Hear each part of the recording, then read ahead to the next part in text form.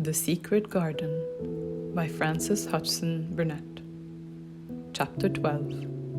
A Bit of Earth. Mary ran so fast that she was rather out of breath when she reached her room. Her hair was ruffled on her forehead, and her cheeks were bright pink. Her dinner was waiting on the table, and Martha was waiting near it. "That's a bit late," she said. "Where has thou been?" "I've seen Dickon," said Mary. "I've seen Dickon." "I knew he'd come," said Martha exultantly. "How does thou like him?" I think he's beautiful," said Mary in a determined voice. Martha looked rather taken aback, but she looked pleased too. "Well," she said, "he's the best lad as ever was born. But us never thought he was handsome. His nose turns up too much." "I like it to turn up," said Mary. "And his eyes is so round," said Martha, a trifle doubtful. "Though they're a nice colour." "I like them round," said Mary, "and they are exactly the colour of the sky over the moor." Martha beamed with satisfaction. "Mother says he made them that colour with always looking up at the birds and the clouds. But he has got a big mouth, hasn't he now?" "I love his big mouth," said Mary obstinately. "I wish mine were just like that." Martha chuckled delightedly. "It would look rare and funny in thy bit of a face," she said. "But I knowed it would be that way when thou saw him. How did thou like the seeds and the garden tools?" "How did you know he brought them?" asked Mary. I never thought of him not bringing 'em. He'd be sure to bring 'em if they was in Yorkshire. He's such a trusty lad." Mary was afraid that she might begin to ask difficult questions, but she did not. She was very much interested in the seeds and gardening tools, and there was only one moment when Mary was frightened. This was when she began to ask where the flowers were to be planted. "Who did thou ask about it?" she inquired. "I haven't asked anybody yet," said Mary hesitantly. "Well, I wouldn't ask the head gardener. He's too grand, Mr. Roach, is he?" "I've never seen him," said Mary. "I've only seen under gardeners and Ben Weatherstaff." "If I was you, I'd ask Ben Weatherstaff," advised Martha. "He's not half as bad as he looks, for all he's so crabbed. Mr. Craven lets him do what he likes, because he was there when Mrs. Craven was alive, and he used to make her laugh. She liked him. Perhaps he'd find you a corner somewhere out of the way." "If it was out of the way and no one wanted it, no one could mind my having it, could they?" Mary said anxiously. "There wouldn't be no reason," answered Martha. "You wouldn't do no harm." Mary ate her dinner as quickly as she could, and when she rose from the table, she was going to run to her room to put on her hat again. But Martha stopped her. "I've got something to tell you," she said. "I thought I'd let you eat your dinner first. Mr. Craven came back this morning, and I think he wants to see you." Mary turned quite pale. "Oh," she said. Why? Why, he didn't want to see me when I came. I hear pictures say he didn't." "Well," explained Martha, "Mrs. Medlock says it's because of Mother. She was walking to Thwaite village and she met him. She'd never spoke to him before, but Mrs. Craven had been to our cottage 2 or 3 times. He'd forgot, but Mother hadn't, and she made bold to stop him. I don't know what she said to him about you, but she said something as put him in the mind to see you before he goes away again tomorrow. Oh, cried Mary, is he going away tomorrow? I am so glad. He's going for a long time. He mayn't come back till autumn or winter. He's going to travel in foreign places. He's always doing it. Oh, I'm so glad, said Mary thankfully. If he did not come back until winter or even autumn, there would be time to watch the secret garden come alive, even if he found out, then took it away from her. She would have had that much at least. When do you think he will want to see? She did not finish this sentence because the door opened and Mrs. Medlock walked in. She had on her best black dress and cap, and her collar was fastened with a large brooch with a picture of a man's face on it. It was a colored photograph of Mr. Medlock, who had died years ago, and she always wore it when she was dressed up. She looked nervous and excited. Your hair's rough, she said quickly. Go and brush it. Martha helped to slip on her best dress. Mr. Craven sent me to bring her to him in his study. All the pink left Mary's cheeks. Her heart began to thump, and she felt herself changing into a stiff, plain, silent child again. She did not even answer Mrs. Medlock, but turned and walked into her bedroom, followed by Martha. She said nothing while her dress was changed and her hair brushed, and after she was quite tidy, she followed Mrs. Medlock down the corridors in silence. What was there for her to say? She was obliged to go and see Mr. Craven, and he would not like her, and she would not like him. She knew what he would think of her. She was taken to a part of the house she had not been into before. At last, Mrs. Medlock knocked at the door, and when someone said, "Come in," they entered the room together. A man was sitting in an armchair before the fire, and Mrs. Medlock spoke to him. "This is Mary, sir," she said. "You can go and leave her here. I will ring for you when I want you to take her away," said Mr. Craven. When she went out and closed the door, Mary could only stand waiting, a plain little thing, twisting her thin hands together. She could see that the man in the chair was not so much a hunchback as a man with high, rather crooked shoulders, and he had black hair streaked with white. He turned his head over his high shoulders and spoke to her. "Come here," he said. Mary went to him. He was not ugly.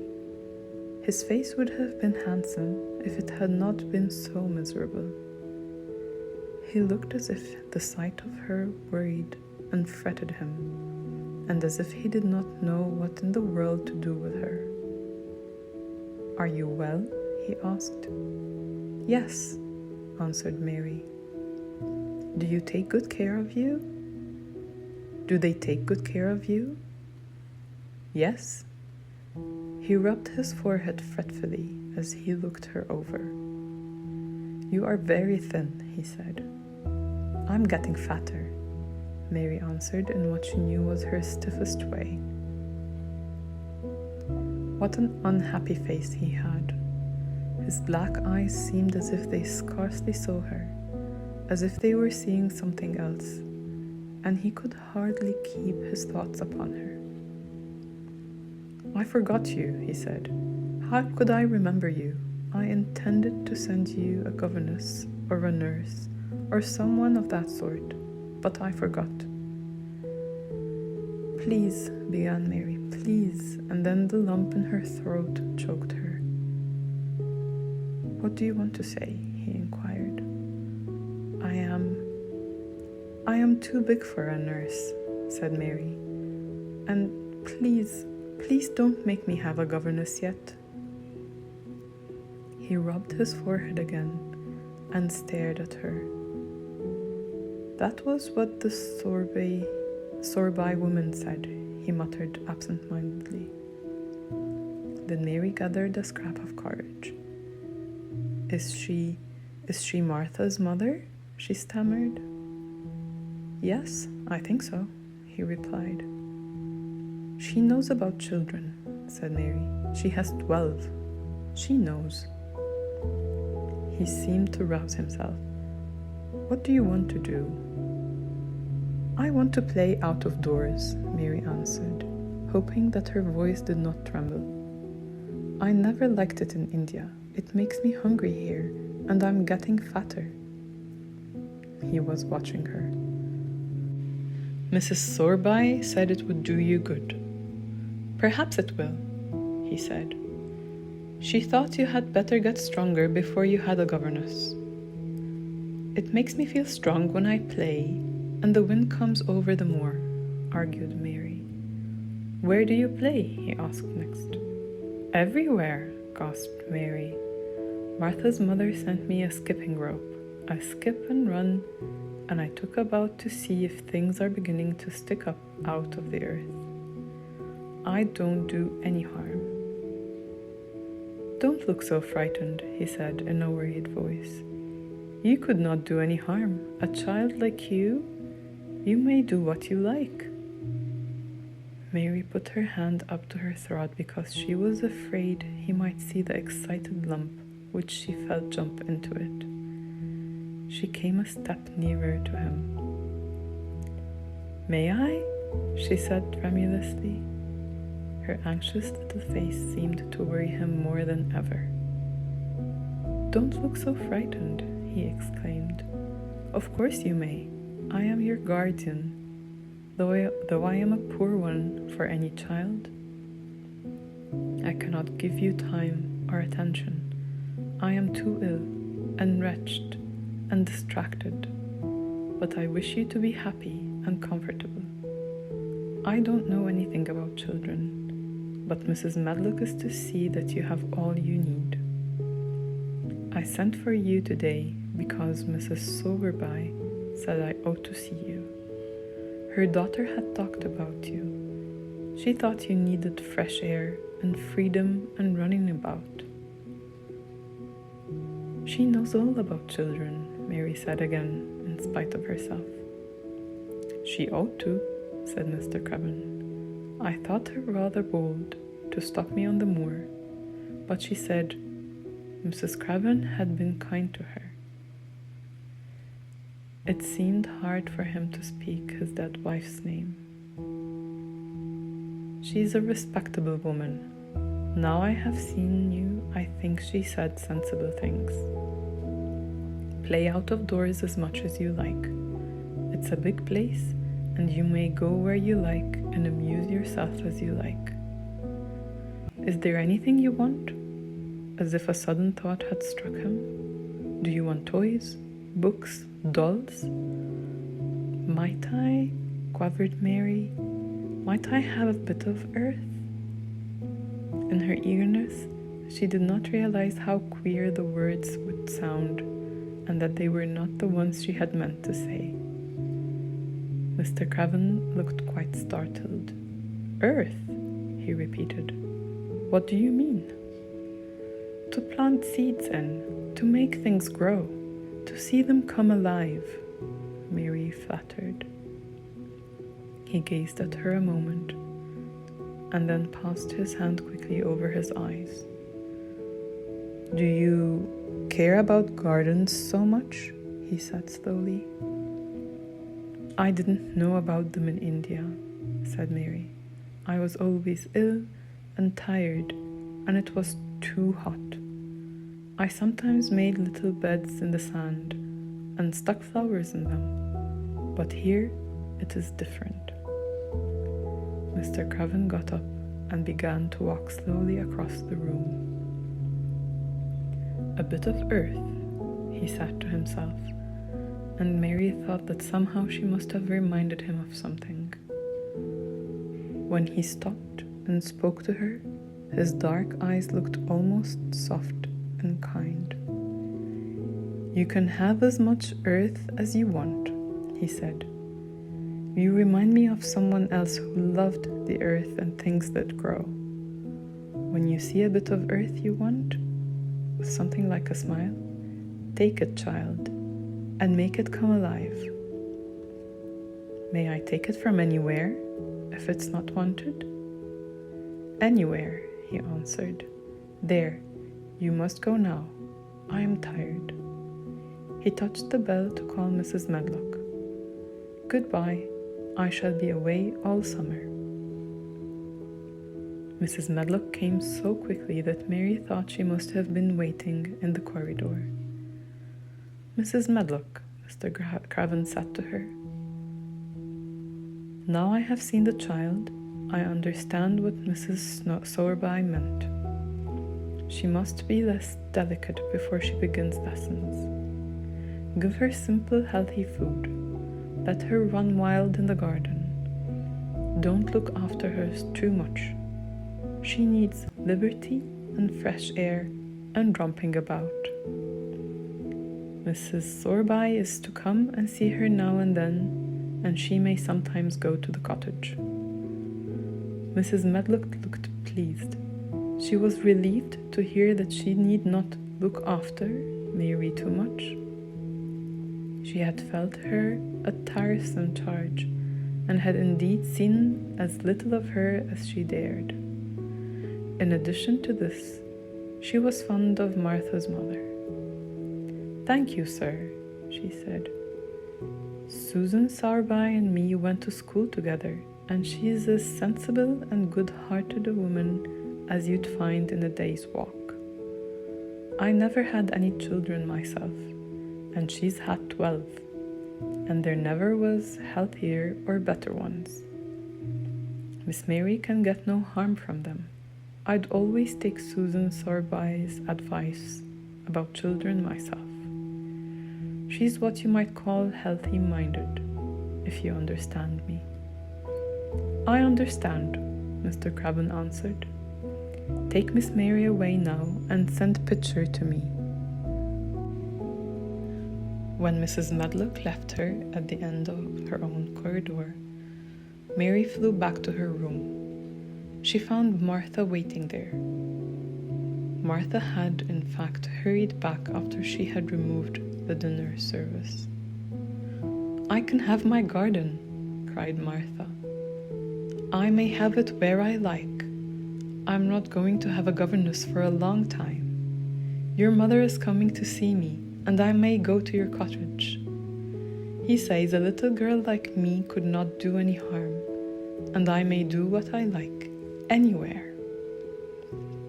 "Eh," said Martha delightedly. "That was nice of him, wasn't it?" "Martha," said Mary solemnly, "he is really a nice man, only his face is so miserable, and his forehead is all drawn together." She ran as quickly as she could to the garden. She had been away so much longer than she had thought she should, and she knew Dickon would have to set out early on his 5-mile walk. When she slipped through the door, under the ivy, she saw he was not working where she had left him. The gardening tools were laid together under a tree. She ran to them, looking all round the place, but there was no Dickon to be seen.